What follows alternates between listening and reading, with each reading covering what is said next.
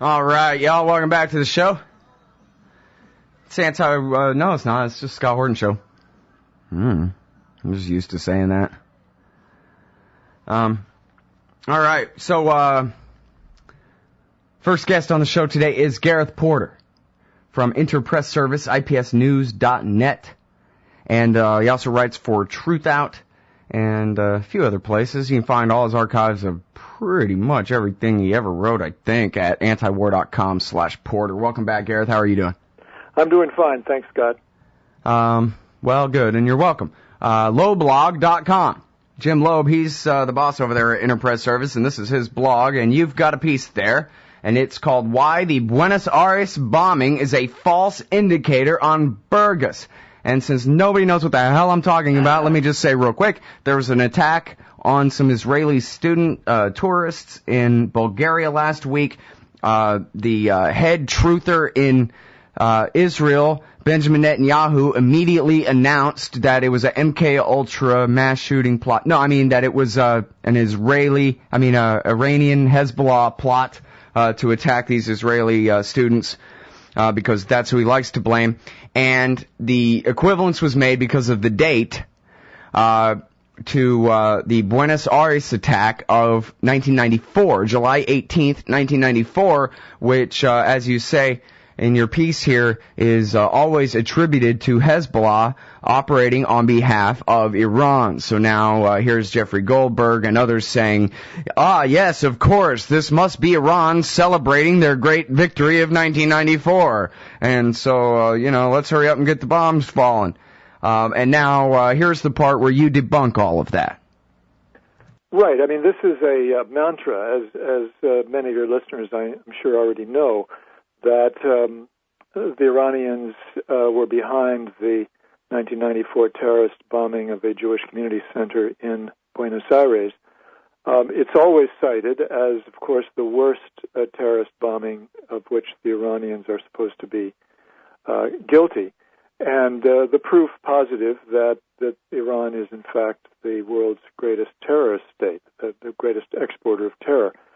So I decided to investigate this crime in Buenos Aires, which killed 85, as I recall. I may have the figure slightly off, but it's roughly 85 civilians and wounded nearly 300 or more than 300.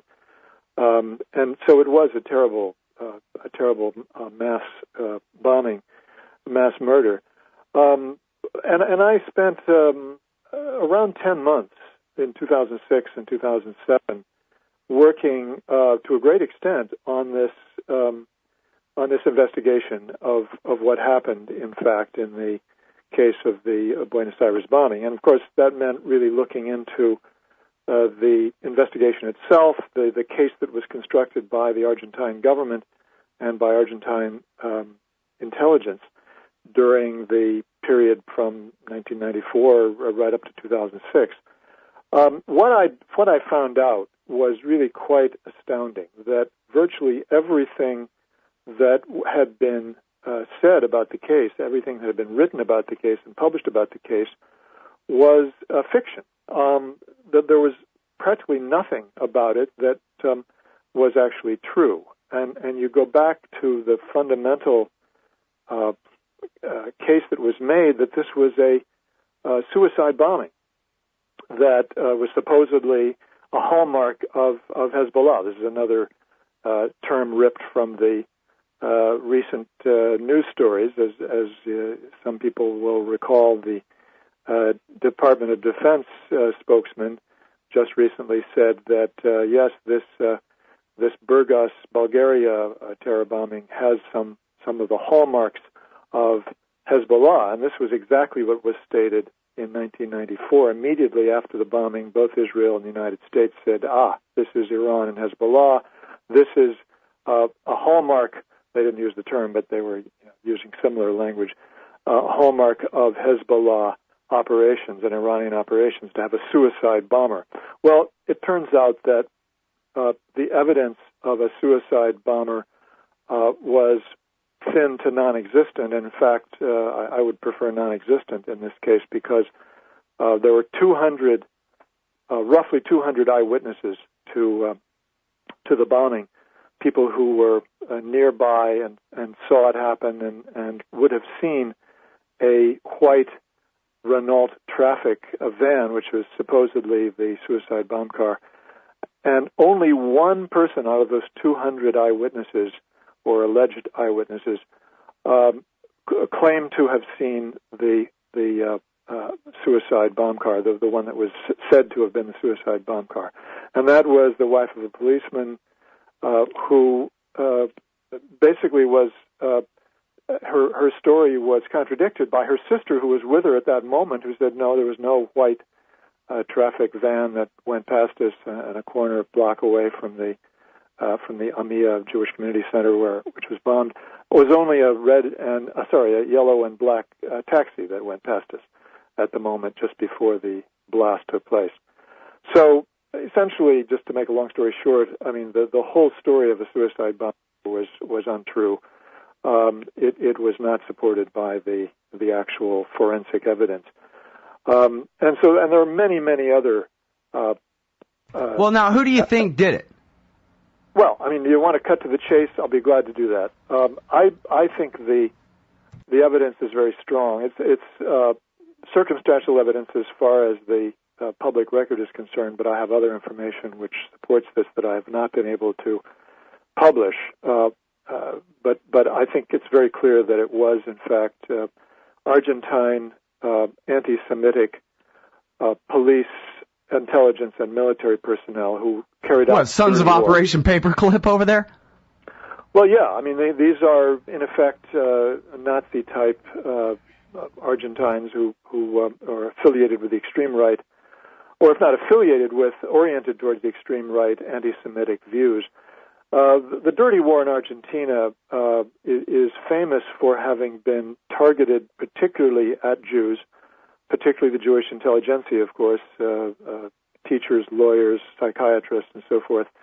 They were mistreated much more harshly than others who were victims of the dirty war in Argentina. And one of the journalists who covered the dirty war, who covers anti-Semitic politics and behavior in Argentina, told me that one of the things that happened to Jews was that they were in captivity, in detention. They were subjected to the speeches of Adolf Hitler.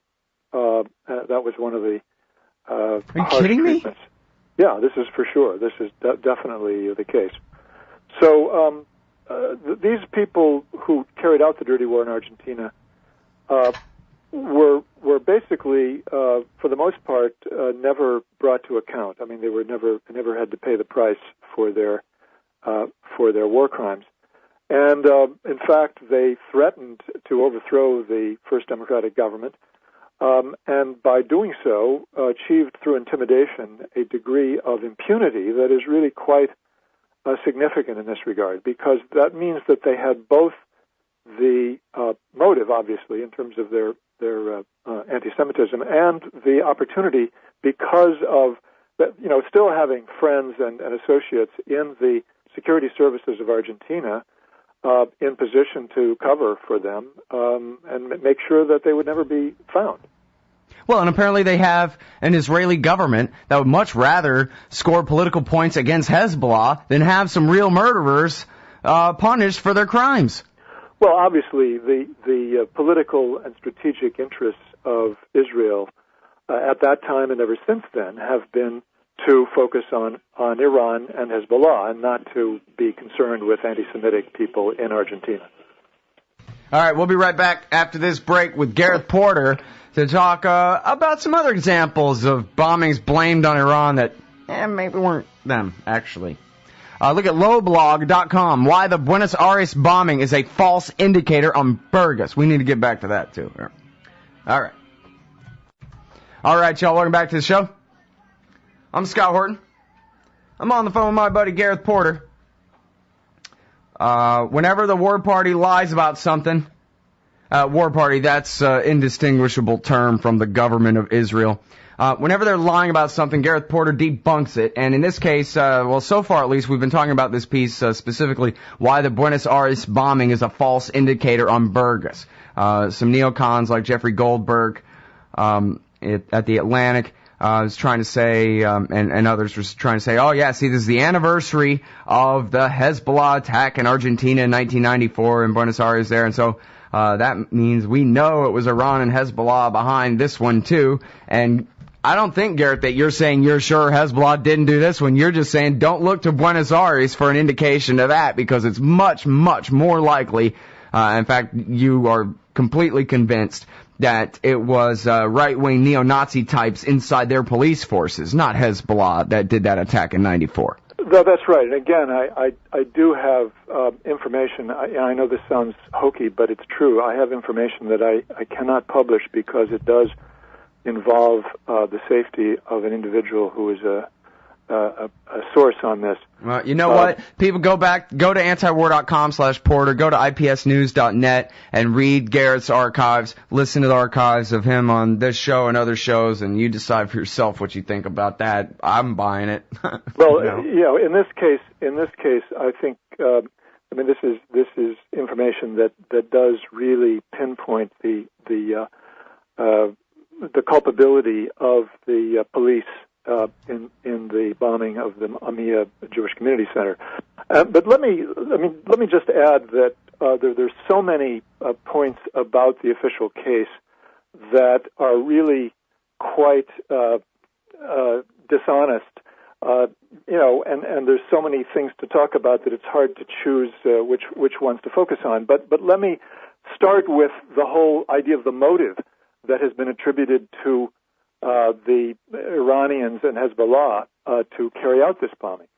That is the idea that the Iranians were angry with Argentina for having supposedly cut off nuclear cooperation with the Iranian government. And in fact, what I found out looking at the so what happened here was that the Argentine government under Menem actually reached 3 nuclear agreements in 1987-88 with the Iranian government, and then the United States put terrific pressure on Argentina to cut off that cooperation, and so they did in fact stop 2 of the performance of 2 of the 3 agreements. But the third one was continued. That was continuing the export of 20% enriched uranium to Iran for the Tehran research reactor, which of course has become very controversial in more recent years. So Iran had every reason to want to continue to cooperate with Argentina. In fact, the negotiations were continuing not only before but after the bombing of the Jewish Community Center in 1994. So that idea that Iran was angry with Argentina and was carrying out a terrorist action there to get revenge against Argentina is so silly that it should be completely dismissed. But it's still being cited by people like Goldberg and others as a logic behind the Iranian bombing, supposedly of the community center.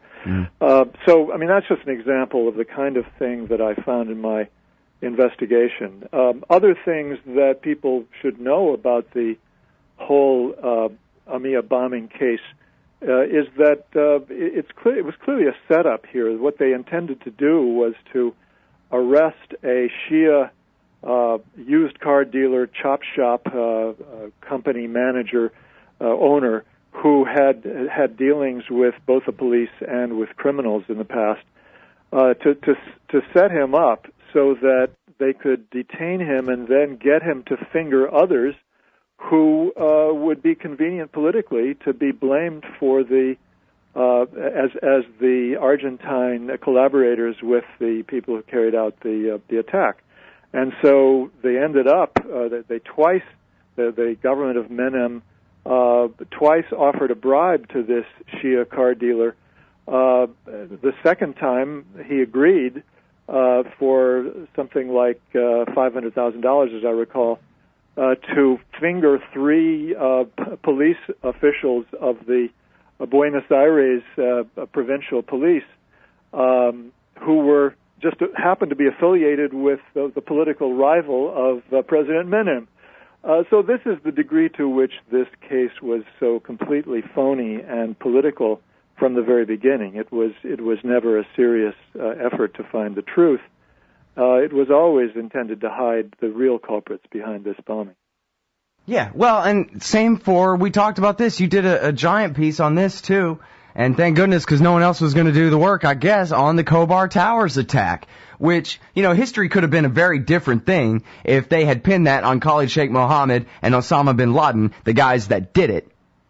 That's right. I mean, had they been sufficiently concerned with Al-Qaeda in 1995-96 to focus on the Al-Qaeda angle, the possibility that Al-Qaeda was behind it, which, of course, as you know, Michael Scheuer was quite certain about that. He put together, he was the head of the bin Laden unit. Well, and you know what? It's I was reminded the other day about there's this PBS Frontline about John O'Neill, who he and Scheuer didn't see eye to eye on many, many things, but they certainly believed the same thing about the Khobar Towers attack. And there's an anecdote in there about John O'Neill, who was obsessed with Al-Qaeda, telling Louis Freeh on the plane, "Oh, come on, the Saudis, they're just blowing smoke up your ass."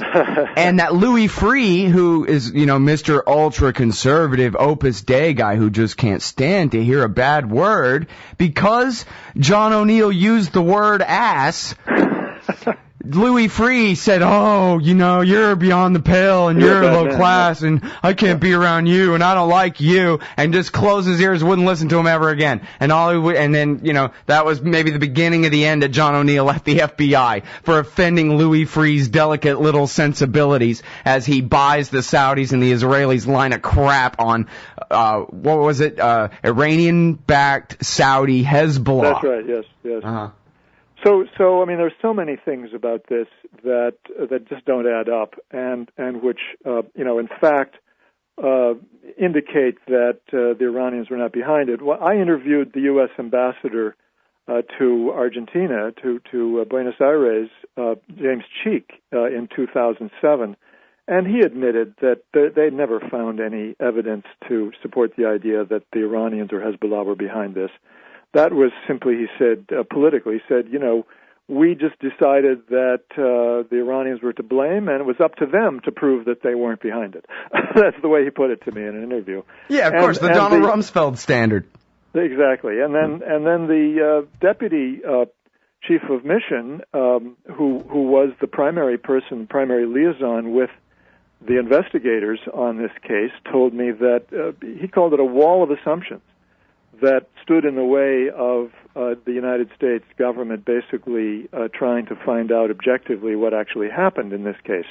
I mean, in other words, they had a political interest in blaming it on Iran because the Clinton administration had already essentially agreed with the Israeli government on a deal. The Israeli government, that is the Labor government, would do a deal with the PLO, and in return, the United States would take a much harder line toward Iran. And so the United States, the Clinton administration felt obliged to support whatever the Israelis said about this. And of course, the Israelis immediately, the same day, blamed it on Iran, saying, Iran basically is the head of the snake and it needs to be crushed, the snake being the worldwide terrorist organization. It needs to be crushed.